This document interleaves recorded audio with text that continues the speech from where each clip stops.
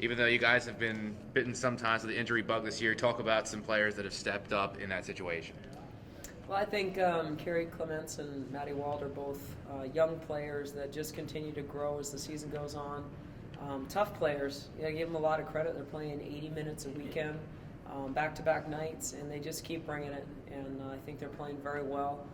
Maddie has really fallen into the point guard role this year with Mariah Payne being injured. She's taken over that role solely now and doing a great job of being a floor leader as well as a scorer for us, and just kind of letting the offensive end come to her and trying to be more of a vocal leader for us. And Carrie Clements has been able to move off the point now and really just focus on being a scorer, and I think she really likes that. And she also a lot of times gets an assignment defensively to try to keep the ball out of their best players' hands, and she's done a nice job of that as well. All right, I know as a coach, I'm sure you're not looking to force players to have that kind of a minutes workload, but even so, like with the results they've given you, I mean, how does that line up with like the expectations you had for them, like giving them that big of a role?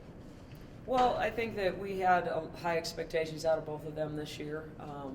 I think that they've lived up to that expectation. I think Maddie Wald had a little bit of an injury bug there for a while, and then it was trying to force too many things and trying to make it happen, and she's understood now. I think that's part of maturing as a player, that offensively you got to let it happen and let it come to you and take what they give you.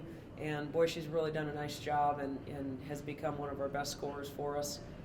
But two kids that played a lot last year and have got to play a lot more this year, and I think that experience is just making them better and better every night. Yeah, a couple of box scores that I was checking out for you guys. Sure, like you guys may come up short some nights, but at the same time, I feel like the field goal percentage, if it got just a little bit better for you guys and a little bit less for the other team, would make a pretty decent difference in this season. I mean, what changes could still be made to just ensure that plus minus is a little bit better? Well, I think that sometimes offensively we tend to do this. We've been talking about it for 21 games now about where the ball only see one side of the floor, and so then it results in not very good shots or good decisions. When the ball gets to both sides of the floor a couple times, it's harder for defenses to be able to defend what we're doing, and we get better shot selection. So we go through stretches where we invent our own offense and play our own way and take bad shots, and then it hurts our field goal percentage. So the less and less that we do that, the better our field goal percentage will be. And then I think defensively, we just got to continue to grind and keep working. And I think communication sometimes is our fault, and that's somewhere we've got to make big improvements. All right, talk about, I guess, your game plan going into this weekend with Winona State and Upper Iowa on the road. What do you see out of those teams? Well, Winona's probably one of the best teams in the league. The Moorhead and Winona have not met up yet, so we don't know which one's better. But they got a lot of weapons. They have outside shooters. They have people who can score off the bounce. They've got Timmerman out inside. That's a Division I drop down. They're just really solid all the way around. So, quite honestly, we want to control the pace. I don't think we want to get in a foot race with these guys because, quite honestly, right now we don't have the bench to do it. So we've got to control tempo and then be very, very patient offensively. And then defensively, really kind of limit their penetration and force shots from the outside. And hopefully we can control the boards. Do you think that other teams might be preparing for you guys differently? Like now that you don't have as much of a bench, like do you think they might be attacking you differently now? Well, I think we gave up some transition baskets last weekend. Probably, honestly, each game 6 to 8 points off transition that just can't happen. And part of that could just be other teams going, hey, push the pace, push the ball, and really make them run hard.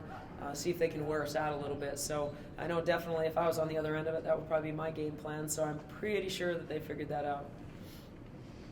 You talk about like players like Rana Strand. Obviously, with the injuries, it's tough to have to play those players so many minutes. She kind of had a standout game that first night there and played pretty solid the second night as well. So is it nice to see those kind of games from the freshmen? Oh, absolutely. I mean, what we're going through is tough, and nobody enjoys losing. But at the same time, all of our kids are getting quality minutes that maybe normally wouldn't have gotten many. And so that's an opportunity for them to grow as players, improve themselves. We've got a great group of kids that are freshmen that are in here every day working out with their coaches outside of practice, putting in the time. And so for them to step into a game and have good results is really gratifying and just makes me really proud of them.